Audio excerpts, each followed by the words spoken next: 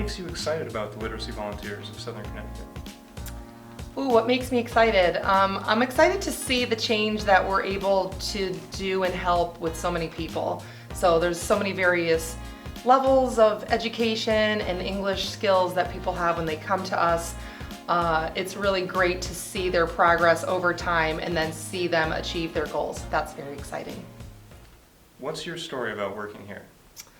Oh, my story. So I started out as a volunteer. I was actually on the board many years ago, and I was a mother and had young children and was looking for a volunteer opportunity. So I came to Literacy Volunteers. Then it was Literacy Center of Milford, but we have since grown. So now we're Literacy Volunteers of Southern Connecticut. And about 10 years ago, I started working here and got the job as the executive director. What was the biggest appeal? I think just working with so many different kinds of people. People come to the United States for all sorts of reasons, and we help children also. So I think just having a focus on literacy-based events, programs, classes was exciting, and I like what the change that does for so many people. What is your favorite event held by the LVSCT? Oh, I love our multicultural celebration. That's my favorite. That's usually held every year in April because it's Volunteer Appreciation Month. So it's an opportunity that we get to celebrate our students and our tutors by celebrating their accomplishments and, of course, all the time that they give to the organization. Would you say that's also the most popular event? Yeah, it's great because people come, not only our tutors and students, but they bring their families. It's a potluck meal, so people bring dishes from their cultures, so we get to taste a lot of different flavors and foods, dishes, and then we celebrate our accomplishments and hand out some awards, and then we top it off with our students reading some of the essays that they've written, which can be very moving experiences, and we're always really proud of their accomplishments and their ability to read and speak out loud. What events are you excited about trying in the future? So we are going to be having a virtual neon night run this year, so that will be new. So we've had to kind of evolve and change with the times. So I'm hoping that proves to be a successful event. We won't be able to gather, so we are doing a one-day your way type of race.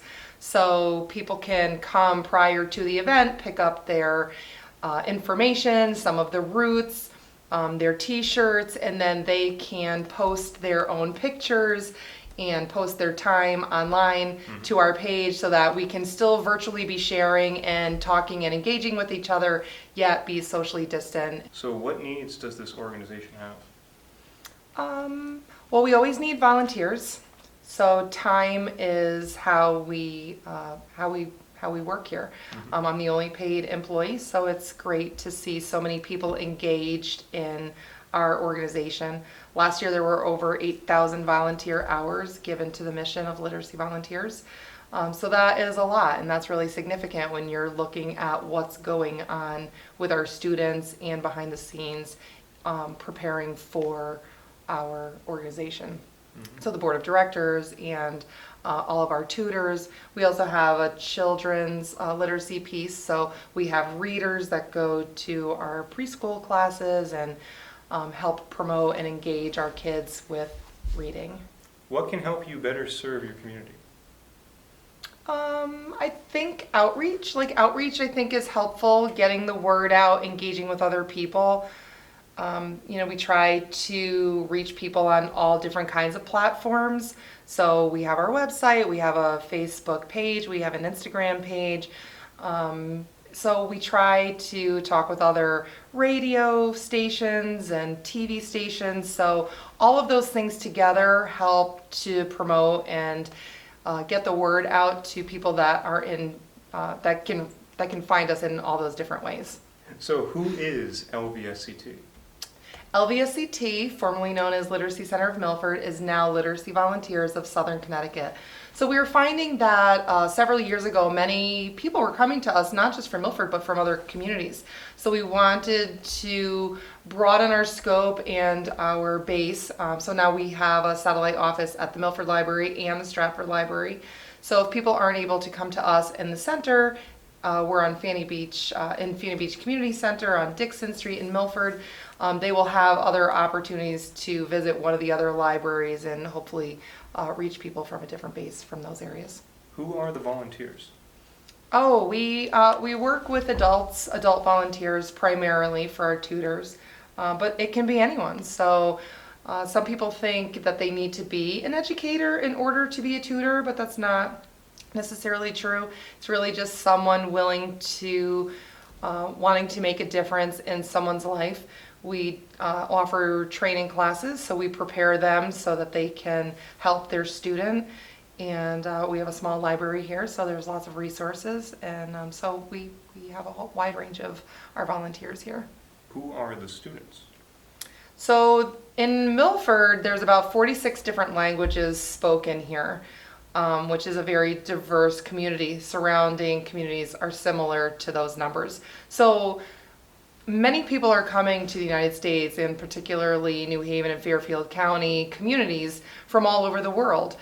Some are coming because their family may have been transferred here for work, or they may be escaping horrific situations in their own former communities in their countries. So we see a wide range of people. There's a large Turkish cultural community, and we also have quite a few people from Brazil, as well as Russia, Ukraine. So it changes all the time. It just depends who's coming. And who are you? I am Tami Jackson. I'm the Executive Director for Literacy Volunteers of Southern Connecticut. What is your vision for LVSCT? Well, my vision is to promote literacy programs that help enrich and engage the people that come to us so that their lives are better. What is your most important goal? My most important goal for this year, I think 2020, is being able to stay relevant in the changing times. So as we've seen over the last couple months, that our world is changing, and the way that we interact with people and how we engage with them and how we're teaching and learning.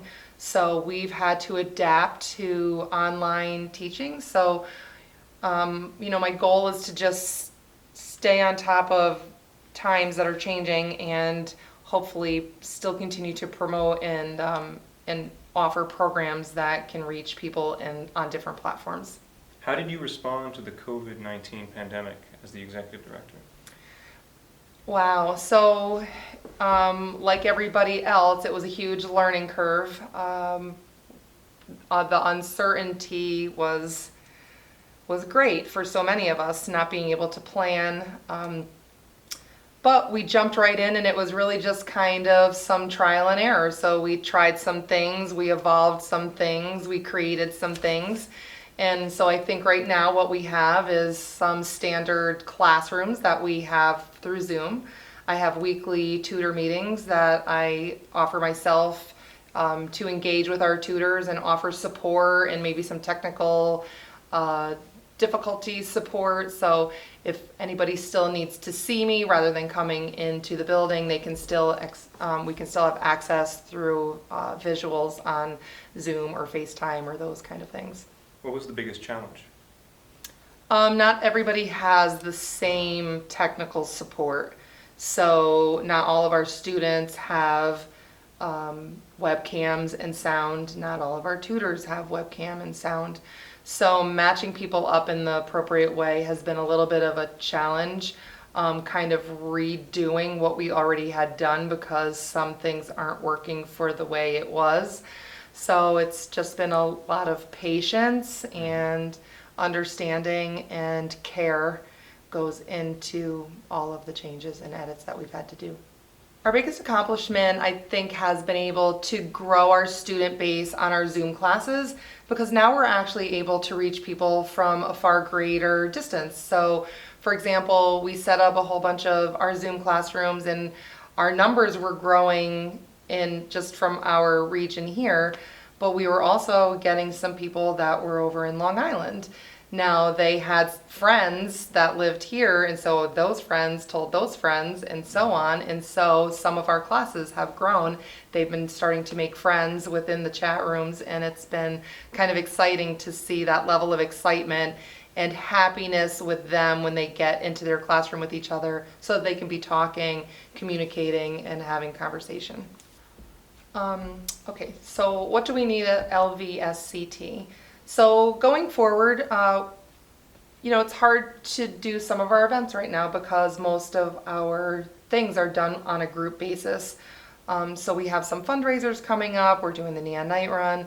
But really just if anybody wanted to be a donor or support literacy in any way, we're always looking for funds to support us.